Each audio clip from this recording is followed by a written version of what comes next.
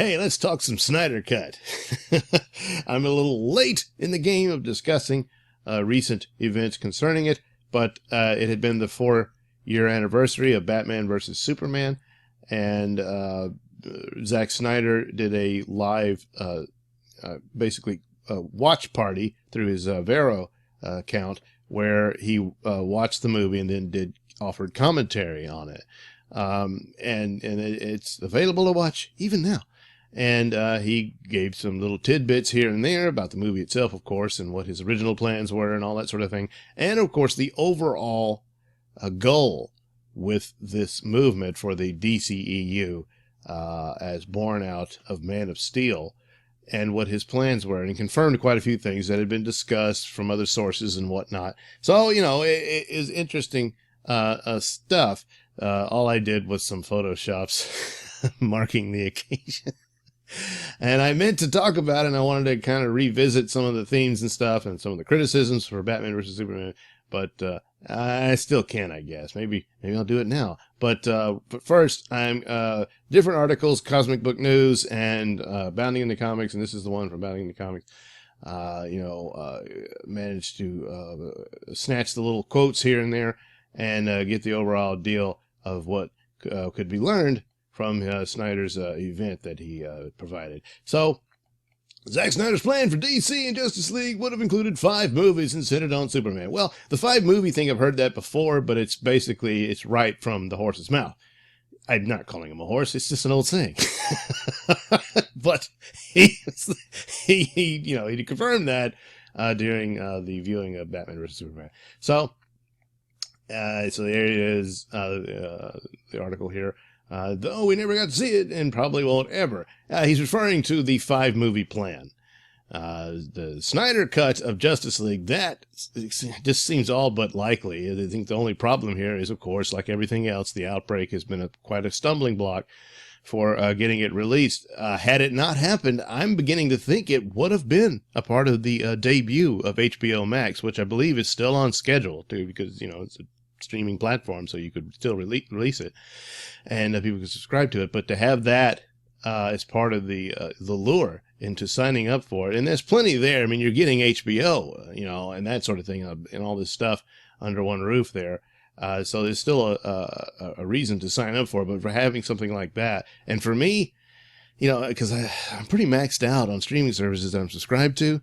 There's a couple I'm probably going to drop soon, but that price tag is pretty steep, and but Snyder Cut, I'm there. I will sign up for it. But as of now, there's no official word on it. But he is also, I think, one of the major stumbling blocks, apparently, with Snyder himself, in that he wants to insert new footage into it and get it more in line with what his original vision had been, which is not what he filmed.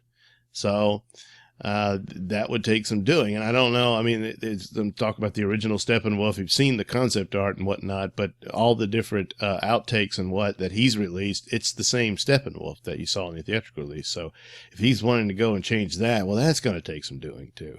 And of course, the Martian Manhunter scene and stuff, which he long ago admitted he never filmed that, to put that in there and stuff like that. So that would take some doing, and of course, you can't do any filming now, because it involves too many people, and you can't have too many people together during the time of this outbreak. But anyway, it says he didn't go into great detail, but Cosmic Book News reported he mentioned during a live stream watch party of Batman vs. Superman on Vero, he wanted a 5-movie arc rooted in the consequences of Jimmy Olsen's death. And that's interesting. Jimmy Olsen's death was not in the theatrical release of Batman vs. Superman, which is one of many reasons why you have to see the ultimate cut to really give it a true judgment on what he did. It's far superior to the theatrical cut, and I haven't seen the theatrical cut since I saw it in the theaters. It's not worth the trouble. The ultimate cut is much better. It fleshes out the story. Even though I like the movie, I'm not one of the people who I've seen people even now just hate it passionately.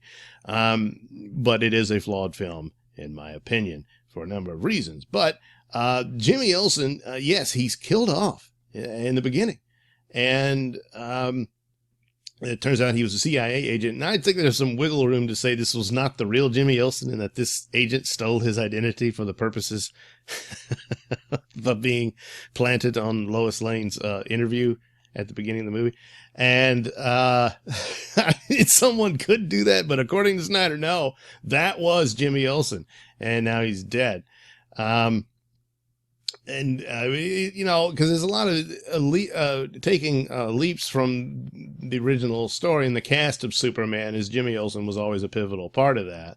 And here, he never even meets the guy. Lois Lane meets him for a couple of minutes, and then he's gone. You know, it's like, So I thought someone could come later. If they had built a DCEU, and after Snyder was done with his vision, someone could come in and kind of do that, you know, if they wanted to. Well, anyway, Neil Daly, a freelance market research analyst and focus group moderator, shared similar and expanded revelations concerning Snyder's DCEU last year in an edition of the Fire and Water podcast. Daly stated Snyder wanted to deal with the story of Superman as a reluctant hero. That's the thing about how people were upset with how Man of Steel was, and that this isn't the Superman they thought of, and that he was indecisive and I understand. I immediately got it that this is a freshman Superman. This is his first adventure. You know, he just got the suit on, and now he's having to defend the world from an alien invasion of his own people and all of that. And of course the massive destruction and stuff, and like he's clumsy, and even in of that, not just the morals of it, and where he's wondering if he should even interfere at all, you know. That movie is less flawed than Batman vs. Superman, as I've stated in my other discussing it, is that Man of Steel's biggest flaw is Jonathan Kent and his death. You know, I mean, certainly you can say that, boy, he really went too far with telling, you know, Clark not to have saved those kids on the bus because, you know, it could reveal him. Yeah, that's a bit troubling there. But also, even though it's keeping with the original Action Comic story where he directly tells Clark, don't show off your powers, people will be afraid of you. And that fits in. So it's not like he's taking a leap from the original story there. It's really not. But to put it to that point that, no, don't save him, let him die. No. But even more so is his death scene, where he's the, don't do anything, Clark, don't do it. Clark would have leaped over there and saved his father in a blink of an eye before he even realized what he had done. And so it's not a credible scene. I don't believe it. So it just doesn't work. There had to have been some other means by which you wanted Jonathan Kent to die. That just wasn't it. And I think that's a problem. But other than that, I like the movie, you know? Yeah, I do. And it's part one. It's obviously part one of an overall Superman story, not Justice League and Batman and all that. It's fine to do that elsewhere and have these spin-off movies, a la Marvel, but the Superman story never got finished. And you see him grow and become the Superman. So here we go. He gets into this and says pretty much the same thing I just said. WB execs were playing catch up to Marvel, and that was a huge problem for why this all went wrong. A huge problem for the DC superhero movies is Warner Brothers themselves, not Zack Snyder per se. There are choices Zack Snyder made that I don't agree with, but I still enjoy what he did and some of the ideas he had and his film. But overall, what sunk it was him being overruled and pushed into things to try to make the story fit on a timeline to catch up with Marvel, and that created a lot of problems. So Snyder didn't want Justice League released as soon as it was, as his plan was to follow the story of Superman. Yeah, Man of Steel 2 should have been the next movie. Daly says Snyder wanted to do 5 or 6 movies that started with Superman being the reluctant hero, leading to the Superman everyone is familiar with, i.e. a Boy Scout version approved by the president, blah, blah, blah. Daly says the arc started with Superman with the idea of him being a reluctant, apathetic hero who didn't know if he belonged on Earth or wanted to save people. Well, I don't even think that Man of Steel puts it that far, but yeah, he's confused and a bit lost. Leading to the Superman we all know. No, but Daly says we never got a chance to see it. You know, we see him saying, "This is my world and you're my world" to Lois and all that, and he's going to fight for it and all that. But that's kind of rushed into it when you needed to see development and whatnot. So according to Daly, Snyder's plan was for up to 6 movies. Man of Steel 2 was one, but a lot got stricken from the slate. So who knows? The original plan keeps getting chopped away by WB, and a lot of times the biggest mistake, especially with Justice League, it's done at the 11th hour, which is never good. Once you've made a decision on your course of action, i.e. the script, that decision is made. And I mean, there's a few changes and think things happen. Actors drop out for whatever reason. Maybe someone got hurt, whatever. All these type of things you can't predict come along, and you have to adjust accordingly. But to come in and rewrite the whole mood and story and plot and whatnot at the 11th hour, no. And that's what they did. But so his 5 to 6 movie plan consisted of Man of Steel, Batman versus Superman, which I still think, I think Jay Oliva said, no, Batman was always the plan. And I think that not at the time of Man of Steel, maybe at the end of it and post-production and whatnot, they were discussing the sequel. But no, that was too soon for something like that. I think Man of Steel 2 should be there, and then a Batman movie, maybe even a solo Bat movie, and they come together. But anyway, so Batman versus Superman, Justice League, Man of Steel 2, which is a crime that we still haven't gotten that. At least some other version maybe, but whatever. And a 2-part Justice League 2 and 3. Daly says a lot of things were left out from Snyder's true vision, which Snyder himself confirmed. Snyder got a raw deal, yes, from all the manipulation and 11th hour decisions beyond his control, and yet he takes the full blame of it from most criticism of it. And that's just not fair. And that Snyder had a lot going on moving forward. Daly also confirms that Aquaman did. That's one of the things, because it looks like a scene of Aquaman when the whales come up to Superman floating in the water from the oil rig scene. And he says, yeah, that was Aquaman doing that. And I was like, damn, why isn't there a scene where he mentions that? But that's canon. That's in the story. Aquaman saw this guy floating in the water and he saves him. And that's, without realizing he didn't really need it, but and a lot was left out from Snyder's original plans for Batman versus Superman as well. So there was more.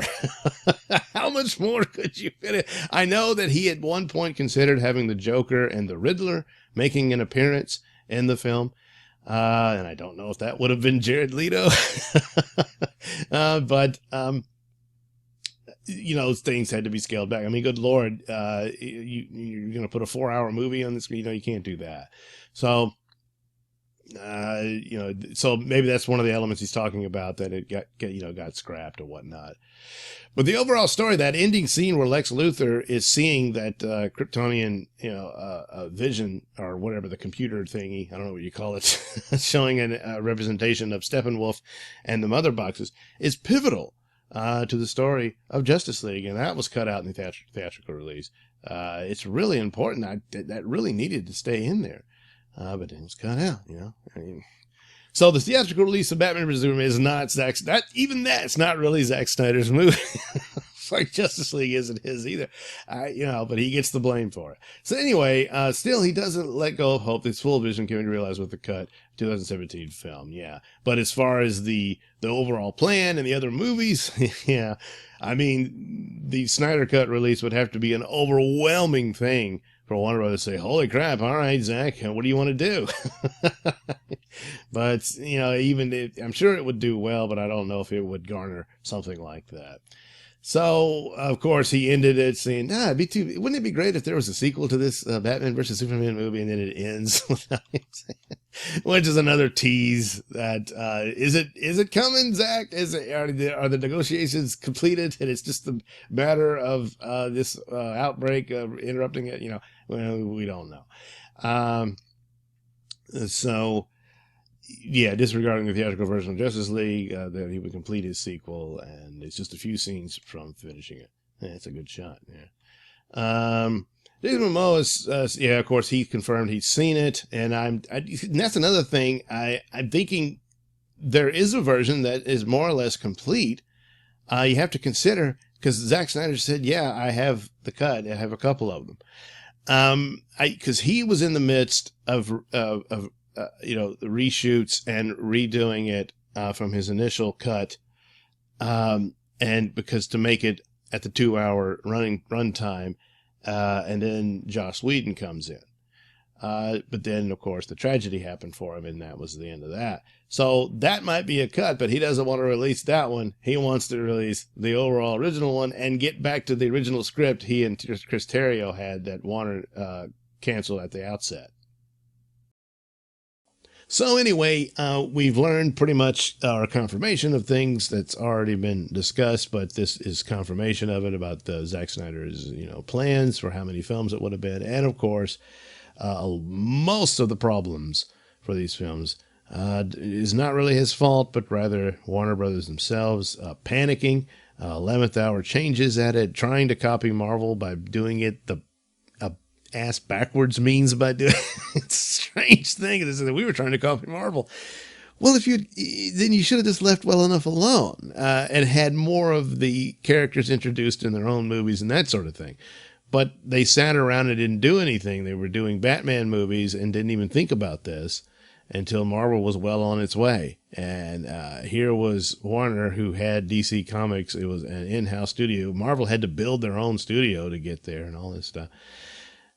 And you were sleeping, and that's too bad. But you can't. 11th hour change is the biggest problem. Saying they want their shared universe is fine in and of itself, but this business, it's got to be this, it's got to be that. No, okay, I changed my mind. It's got to be that, And you know what? We don't want Darkseid to be in it.